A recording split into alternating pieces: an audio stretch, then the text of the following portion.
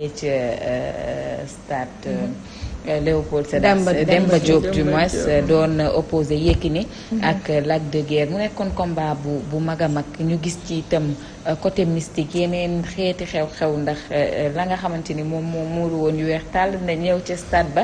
yaakaar naa ni heurté na sensibilité nit ñu bëree bëri boo doon jàngat aspect mystique bi balaa ñuy ñëw sax ci combat beeg prédiction bi boo doon jàngat aspect mystique bi ñu gis démb lan lay doon.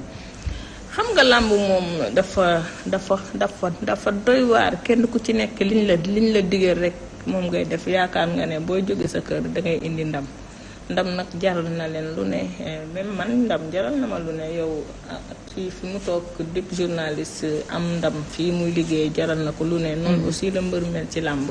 kenn ku ci nekk la ngay liggéey bëgg nga yàlla may la ci ndam même bu nekkee da nga ciy am defet ndax man defet xam naa ko même wax làmb bi may wax nii sax yaakaar naa may gën a metti la mbëri parce que su ma waxee du ma am jàmm su ma waa kër du am jàmm tant que amuñu li ñu bëgg duñu nekk tranquille moo tax daal kenn ku ci nekk ak li olof di wax ak sa feem xëy na ñooñu aussi ñoom loolu la ñu sentir rek waaw làmb ji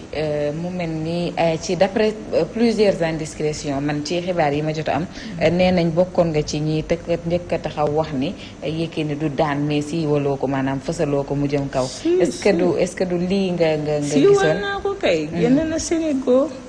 ak Seneweb def naa vidéo bi mais dama ne leen buñ ko génnee gum nañu bàyyi bañ ne samedi la ñu génn ko parce que wallaay lazim gis naa seetaan sax làmb dinaa seetaan signature contrat mais keroog contrat signature contrat Yékini Lac de Guiers nga maa toog rek sama néeg ma ne xaama taal télé dégg signature bi après ma taal ma seetaan xool ñaari mbër yi foofu laa ko xoolee ma xool ñaari mbër yi xool signature bi li ñuy waxante xool après bi ma tëddee nag ma am lu ma gis loo xam ne neexuma ci waxu Yékini après ci laa tëdd yàlla woon ma côté gauche bi mu tëddee ma ne ok kon noonu lay demee parce que moom kilifa la Yékini kilifa la mais yaakaar naa ne est-ce que Yékini xam na ne moom ci boppam kilifa la dafa war a xam ne moom kilifa la am na loo xam ne wartoo wax waru ko wax la war a bàyyi non xam nga buñ ko laajee ne làmb bu tey boo daanee loo ci am ak boo pertee loo ci am mu ne moom du ci am dara làmb mënatu ko yóbbu fenn ndax moom li ñu fi def kenn dootu ko fi defati loolu waru ko woon a wax ndax Yékini mës naa waxtaan ak moom dafa nekk kilifa daf ko bëgg trop moo tax bu defee faux pas rek dañ ko koy won am na nit ku yàlla bëgg mooy Yékini